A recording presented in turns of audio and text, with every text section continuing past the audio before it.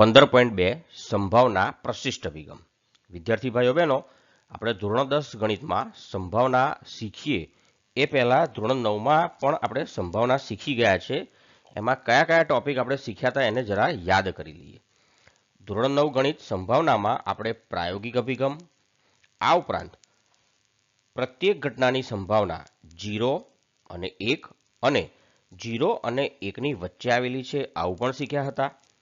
આ ઉપરાંત બધી જ કોઈ પણ પ્રયોગ લઈએ એમાં બધી જ પ્રાથમિક ઘટનાઓની સંભાવનાનો જે સરવાળો જે છે 1 થાય છે આવું પણ શીખ્યા હતા. અને આ ઉપરાંત કેટલાક દાખલા પણ શીખ્યા હતા. હવે આપણે સંભાવનામાં આપણે આગળ વધવાનું છે અને આગળ શીખીશું આજે પ્રશિષ્ટ અભિગમ. પ્રશિષ્ટ અભિગમ એટલે વિદ્યાર્થી ભાઈઓ બહેનો સૈદ્ધાંતિક સંભાવના. જોઈએ છે એ શું છે. ચાલો, સૌથી પહેલાં આ શીખતા પહેલાં હું તમારી સામે એક પરિસ્થિતિ રજૂ કરું છું અને પરિસ્થિતિ ખૂબ જ રસપ્રદ છે. આ પરિસ્થિતિની અંદર આપણે જે રૂપિયા 1નો સિક્કો હોય છે, રૂપિયા 1નો સિક્કો તો તમે સૌએ જોયો જ છે, ગોળ હોય છે અને એની આગળ અને પાછળની સપાટી કેવી હોય છે? સપાટ હોય છે. એને યાદચ્છિક રીતે ઉછાળવાનો છે.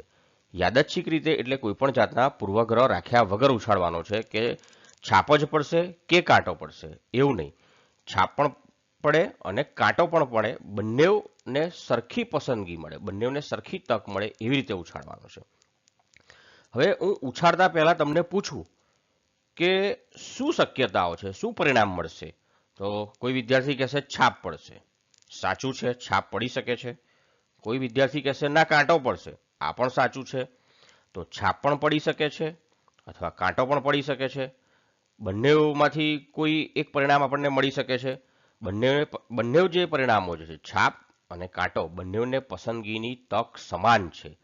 આવા પ્રયોગને યાદચ્છિક પ્રયોગ કહેવામાં આવે છે. આપણે અગાઉથી જ જાણીએ છીએ કે છાપ પડશે સિક્કા પર કે કાંટો પડશે.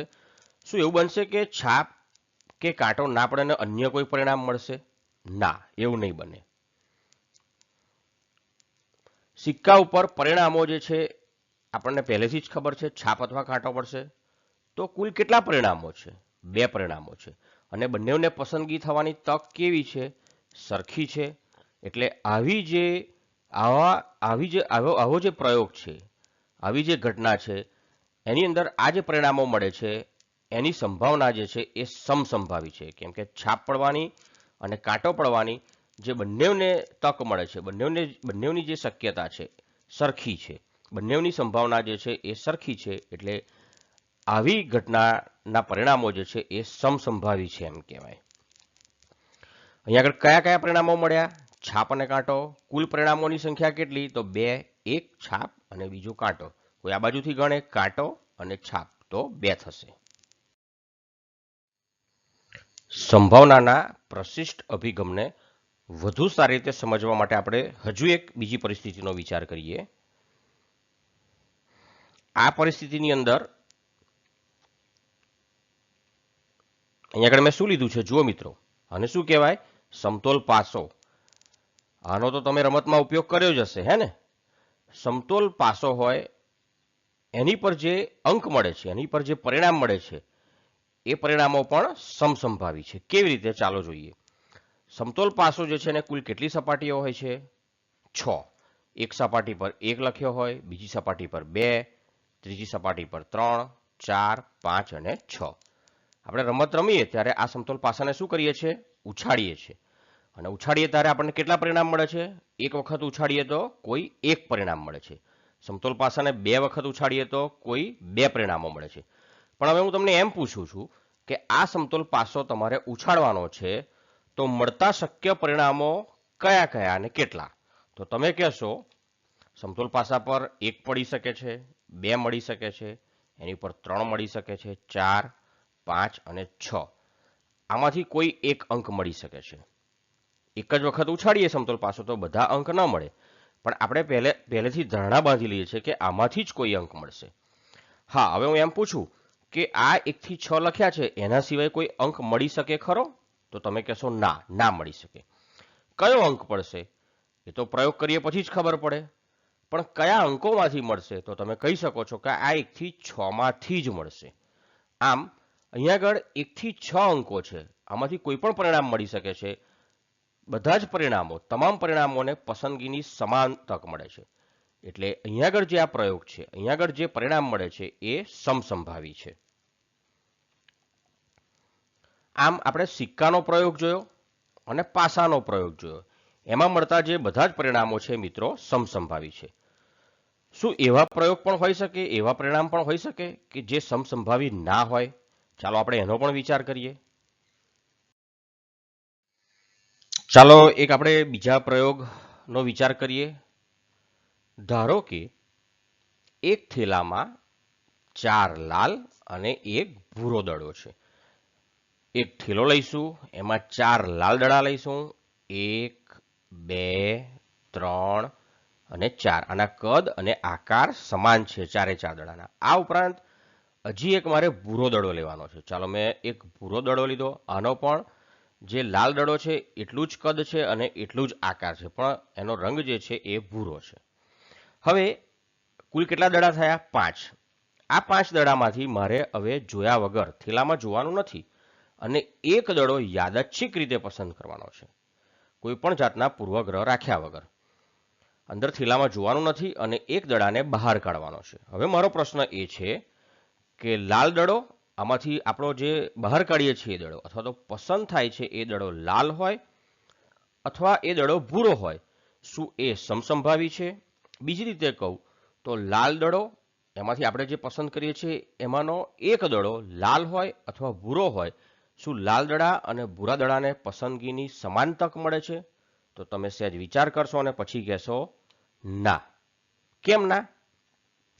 કેમ કે લાલ દડાની પસંદગી થવાની શક્યતા વધુ છે, ભૂરા દડાની પસંદગી થવાની શક્યતા ઓછી છે. કેમ કે લાલ દડા કેટલા છે? 4. ભૂરા દડા કેટલા છે? 1. તો આવો જે પ્રયોગ છે, આ પ્રયોગના જે પરિણામો જે છે એને સમસંભાવી નથી એમ કહેવાય. એટલે એવું જરૂરી નથી કે બધા જ પ્રયોગો હોય એના બધા જ પરિણામો, એટલે કે મળતા પરિણામો જે છે એ સમસંભાવી હોય. પરંતુ આપણે આ પ્રકરણ ભણીશું એની અંદર જેટલા પ્રયોગો આપ્યા હશે એમાં ધારી લઈશું કે બધા જ પ્રયોગના પરિણામો જે છે એ સમસંભાવી છે. ફરી એકવાર કહી દઉં તમને, આપણને જે પ્રયોગ આપ્યા હશે એના મળતા પરિણામો જે છે સમસંભાવી છે એમ આપણે ધારી લઈશું અને દાખલા ગણીશું.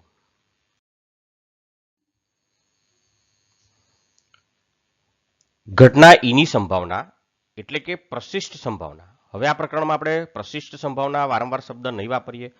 પ્રશિષ્ટ સંભાવના એટલે કે સૈદ્ધાંતિક સંભાવના છે, એની જગ્યાએ ફક્ત સંભાવના આ જ શબ્દનો ઉલ્લેખ કરીશું. અને આ સંભાવના જે છે એની ઘટના, કોઈ પણ ઘટના, એને આપણે ઈ વડે દર્શાવીશું. E for event. અને કોઈ પણ ઘટના ઈની સંભાવના ને આપણે પી ઓફ ઈ વડે દર્શાવીશું, પ્રોબેબિલિટી ઓફ ઇવેન્ટ. અને એને નીચે મુજબ વ્યાખ્યાયિત કરવામાં આવે છે. પી ઓફ ઈ એટલે કે કોઈ પણ ઘટનાની સંભાવના બરાબર, આ સૂત્રને બરાબર સમજી લઈએ.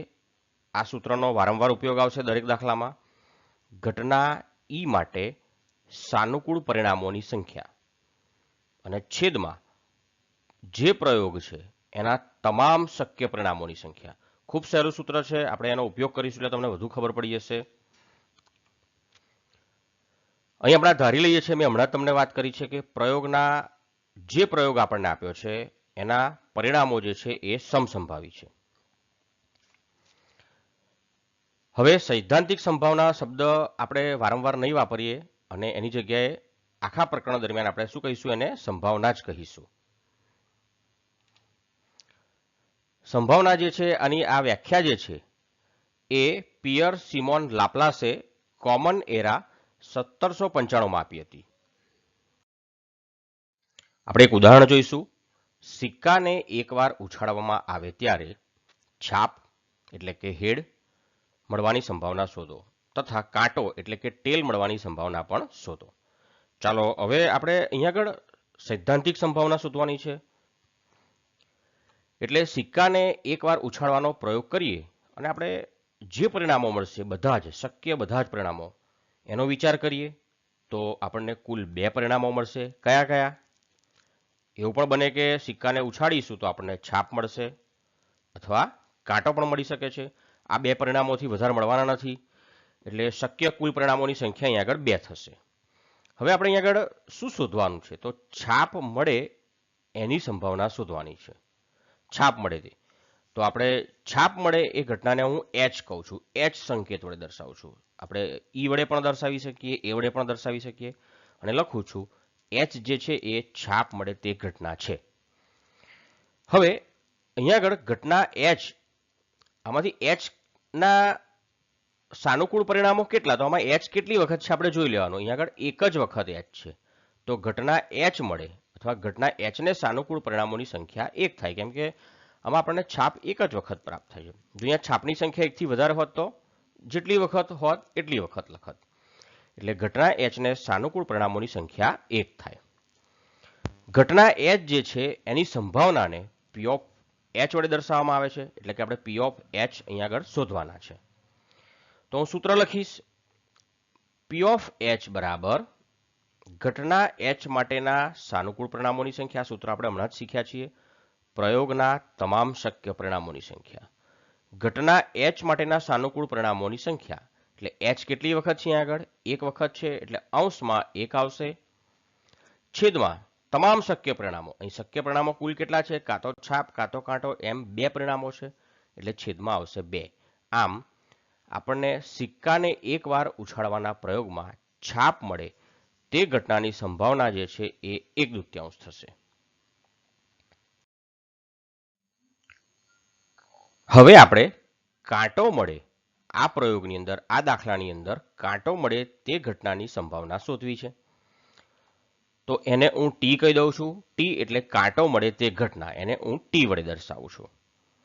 હવે ઘટના ટી માટે સાનુકૂળ પરિણામોની સંખ્યા મારે શોધવી છે, એટલે કેટલા છે તે કહેવું છે. તો અહીં ટી એટલે ટેલ કેટલી વખત છે? આ તો હેડ છે, આ ટેલ છે, એટલે ટેલ એક જ વખત છે. એટલે હું લખી શકું કે ઘટના ટીને સાનુકૂળ પરિણામોની સંખ્યા 1 થાય.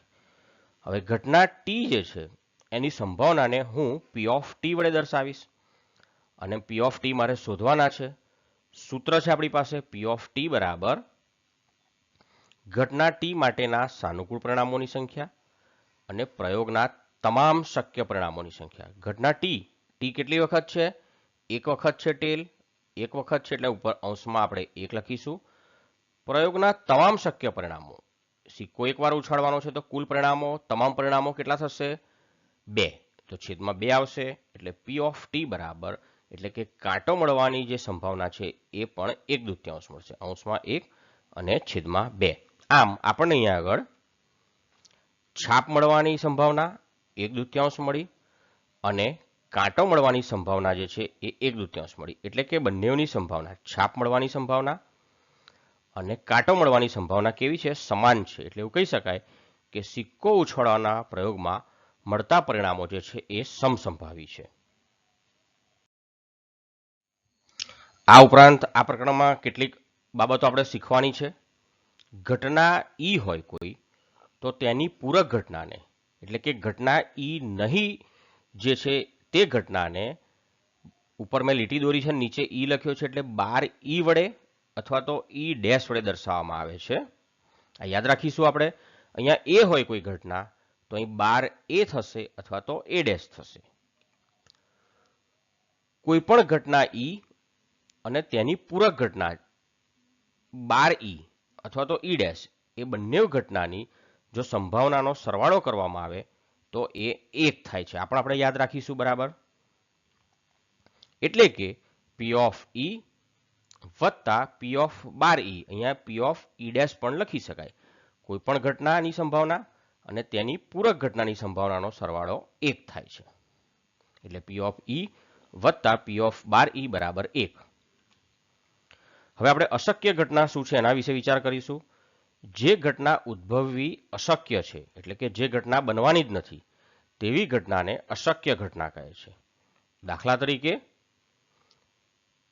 અશક્ય ઘટના જે છે એની સંભાવના 0 છે, કેમ કે ઘટના બનવાની જ નથી, ઉદ્ભવવાની જ નથી, એટલે ઘટનાની સંભાવના 0 છે. એનું આપણે એક ઉદાહરણ લઈએ. દાખલા તરીકે સૂર્ય પશ્ચિમમાં ઉગે. શું એવું બની શકે કે સૂર્ય કોઈ દિવસ પશ્ચિમમાં ઉગે? ના ઉગે. સૂર્ય હંમેશા પૂર્વમાં જ ઉગે. એટલે આ ઘટના જે છે એને આપણે અશક્ય ઘટના કહીશું. આ ઘટના ક્યારેય બનવાની જ નથી અને આવી ઘટનાની સંભાવના જે છે એ શૂન્ય હોય છે. આ ઉપરાંત આપણે ચોક્કસ ઘટનાનો વિચાર કરીશું, જે ઘટના ચોક્કસપણે અથવા નિશ્ચિતપણે ઉદ્ભવે તેમ હોય જ, એટલે કે જે ઘટના 100% બનશે જ, થશે જ, તેવી ઘટનાને ચોક્કસ ઘટના અથવા નિશ્ચિત ઘટના કહે છે. આવી જે ચોક્કસ ઘટના હોય છે અથવા તો નિશ્ચિત ઘટના હોય છે એની સંભાવના હંમેશા 1 હોય છે. ચલો આપણે એનું ઉદાહરણ જોઈએ. દાખલા તરીકે સૂર્ય પૂર્વમાં ઉગે તે ઘટના. આપણે જોઈએ છે કે સૂર્ય જે છે એ હંમેશા પૂર્વમાં જ ઉગે છે, એટલે કે આ ચોક્કસ ઘટના છે, નિશ્ચિત ઘટના છે. આવી ઘટનાની સંભાવના 1 હોય છે. હવે આપણે કોઈ પણ ઘટના ઈની સંભાવનાનું જે સૂત્ર આપણે જોયું એનું અર્થઘટન કરીને એક આપણે પરિણામ મેળવીશું. અહીંયા આગળ ઘટના ઈ માટે સાનુકૂળ પરિણામોની સંખ્યા, પ્રયોગના તમામ શક્ય પરિણામોની સંખ્યા, અહીંયા અંશમાં પણ કોઈ અંક મળશે આપણને અને છેદમાં પણ કોઈ એક અંક મળશે. તો આ બંને અંકોનો વિચાર કરીએ, આ બંને સંખ્યાઓનો વિચાર કરીએ તો અંશની અંદર જે મળતો અંક છે એ એવું બને કે છેદ જેટલો હોય અથવા છેદ કરતાં નાનો હોઈ શકે છે. તો આના આધારે પી ઓફ ઈની કિંમતો કેવી હોઈ શકે? તો પી ઓફ ઈની કિંમત જે છે કોઈ પણ ઘટનાની સંભાવના જે છે એ 0 હોઈ શકે છે અથવા 0 કરતાં મોટી હોઈ શકે છે જો અંશ અને છેદની કિંમતો સમાન થઈ જાય. આ બંને પરિણામોની સંખ્યા સમાન થઈ જાય, સરખા અંકો મળે, તો પી ઓફ ઈની કિંમત 1 મળે છે. એટલે આપણે લખી શકીએ છીએ કે કોઈ પણ ઘટનાની જે સંભાવના જે છે એ 0 less than or equal to P of E less than or equal to 1 થાય. આનું અર્થઘટન શું કરી શકાય? તો એવું કહી શકાય કે કોઈ પણ ઘટનાની સંભાવના છે એ 0 હોઈ શકે છે, 1 પણ હોઈ શકે છે અને અહીં મેં 0 છે એને ઘાટું કરી દીધું એટલે 0 પણ હોઈ શકે છે, 0 અને 1ની વચ્ચે પણ કોઈ પણ સંખ્યા હોઈ શકે છે અને 1 પણ હોઈ શકે છે. આનો અર્થઘટન આવું થાય.